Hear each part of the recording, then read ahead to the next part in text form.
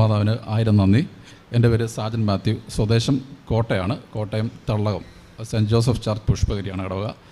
2019 മാർച്ചിൽ എനിക്ക് ഗുരുതര കരൾ രോഗം ബാധിച്ച് കാരിത്താസ് ആശുപത്രിയിൽ അഡ്മിറ്റാവുകയും പിന്നെയും രോഗം മൂർച്ഛിക്കുകയും ചെയ്തതിൻ്റെ ഫലമായി അവിടെ നിന്ന് ആസ്റ്റർ മെഡിസിറ്റി കൊച്ചിയിലേക്ക് റെഫർ ചെയ്യുകയും ചെയ്തു. അപ്പം അവരുടെ നിർദ്ദേശപ്രകാരം ലിവർ ട്രാൻസ്പ്ലാന്റ് മാത്രമാണ് സജസ്റ്റ് ചെയ്തത്. ആ സമയത്ത് നമ്മൾ ഒത്തിരി നാൾ നോക്കി, ലിവർ നോക്കി, കിട്ടിയില്ല. അതുകൊണ്ട് സാമ്പത്തിക പ്രശ്നങ്ങൾ ഭയങ്കര ഗുരുതരമായിരുന്നു. സാമ്പത്തിക ഇഷ്യൂസ് ഒത്തിരി ഉണ്ടായിരുന്നു.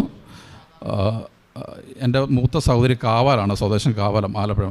ഇപ്പം ചേച്ചി ഇവിടെ ഏപ്രിൽ മാസത്തിൽ വന്ന് ഇവിടെ ഉടമ്പടി എടുത്തതിൻ്റെ ഫലമായിട്ട് ഒരാഴ്ച കഴിഞ്ഞപ്പോഴത്തേക്കും തന്നെ ഒരു മുസ്ലിം സഹോദരൻ ലിവർ തരാനായിട്ട് സന്നദ്ധനാകുകയും അതുകൂടാതെ സാമ്പത്തിക പ്രശ്നങ്ങളെല്ലാം ഒരു 2-3 ആഴ്ചയ്ക്കുള്ളിൽ ക്ലിയർ ആകുകയും ചെയ്തു. ഇപ്പോൾ പൂർണ്ണ ആരോഗ്യത്തോടുകൂടി ഇരിക്കുന്നു. അതുകൂടാതെ തന്നെ ഇവിടെ നിന്നുള്ള ദിവ്യമായിട്ടുള്ള വസ്തുക്കൾ ഉപയോഗിച്ചത് മൂലം എൻ്റെ വിശ്വാസം ഇരട്ടിയാകുകയും അതുകൂടാതെ തന്നെ ഇപ്പം ഞാൻ പ്രേക്ഷിത പ്രവർത്തനങ്ങൾ ചെയ്യുന്നു. ലിവർ ട്രാൻസ്പ്ലാന്റിന് വേണ്ടി വെയിറ്റ് ചെയ്യുന്ന രോഗികൾക്ക് വേണ്ടിയിട്ടുള്ള പ്രേക്ഷിത പ്രവർത്തനങ്ങൾ ചെയ്യുന്നു. കൃപാസന മാതാവിന് ഒത്തിരി നന്ദി.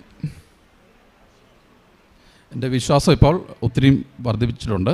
കാരണം നേരത്തെ പ്രാർത്ഥനയുണ്ട്, പക്ഷേ ആഴത്തിലുള്ള പ്രാർത്ഥന ഇല്ലായിരുന്നു. ഇപ്പം വിശ്വാസം ഭയങ്കരമായിട്ട് വർദ്ധിച്ചിട്ടുണ്ട്.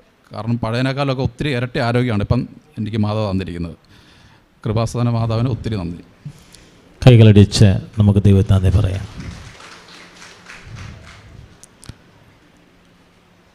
ലിവർ മാറ്റിവെക്കേണ്ടി വന്നപ്പോൾ ആദ്യം ഇവിടെ വന്ന് ഉടമ്പടി ചെയ്യുന്ന ചേച്ചിയാണ്. സാജൻ്റെ ചേച്ചി ഒന്ന് ഉടമ്പടി ചെയ്ത് സാജൻ ഇവിടെ പ്രഘോഷിച്ചത് ഇങ്ങനെയാണ്. ഒരാഴ്ച കഴിഞ്ഞപ്പോൾ ലിവർ കിട്ടാനില്ലായിരുന്നു അല്ലേ സാജൻ? ലിവർ കിട്ടാനില്ലായിരുന്നു. അതുകൂടാതെ ഡോക്ടർമാർ ഒരു 10% ചാൻസ് പറഞ്ഞത് ജീവിതത്തിലേക്ക് തിരിച്ചു വരാനുണ്ട്. കാരണം എൻ്റെ എൻസൈംസ് എല്ലാം വളരെ കൂടുതലായിരുന്നു. ബിൽഡുവിൻ 60 ഉണ്ടായിരുന്നു. SGPT ഒക്കെ ഒരു 3000-4000 ആ ലെവലിലോട്ടൊക്കെ വന്നു കഴിഞ്ഞാൽ ആൾക്കാർ പേഷ്യൻസ് മരിച്ചു പോകുന്ന ഒരവസ്ഥയായിരുന്നു. കാരണം ഞാൻ ഒരു നേഴ്സായിരുന്നു, നമുക്കറിയാം. പലപ്പോഴും ഇത് നമ്മൾ കണ്ടുകൊണ്ടിരിക്കുന്നതായിരുന്നു. ഭയങ്കര ഒരു അത്ഭുതമാണ് സംഭവിച്ചിരിക്കുന്നത്.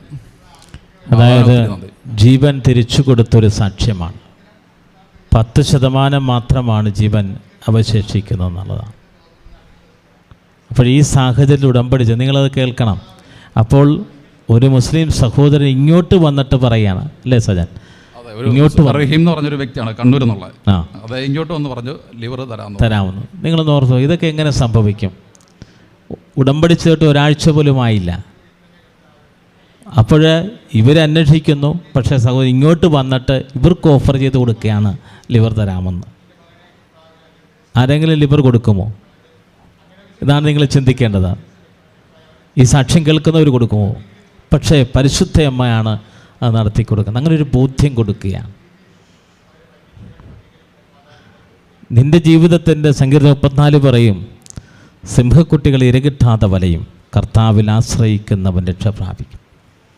അവനത് ഉടമ്പടി ചെയ്യുമ്പോൾ ഒരു അദൃശ്യമായ ശക്തി നിൻ്റെ കൂടെ വരികയാണ്. ഉടമ്പടി ചെയ്യുമ്പോൾ നീ പരിശുദ്ധ അമ്മയുമായിട്ടാണ് നിൻ്റെ ഭവനത്തിലേക്ക് പോകുന്നത്.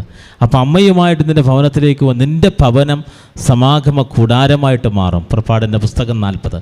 അപ്പോൾ നിൻ്റെ പകൽ ചൂടിൽ മേഘസ്തംഭമായും നിൻ്റെ അഗ്നിയുടെ രാവുകളിൽ ദൈവം അഗ്നിത്തൂണായി നിന്നെ വഴി നടത്തും. അതാണ് ഇങ്ങോട്ട് വന്ന് ചോദിക്കുക. അമ്മ കൂടെയുണ്ട്. അതുകൊണ്ടാണ് കനായിൽ സംഭവിച്ചത് തന്നെയാണ്.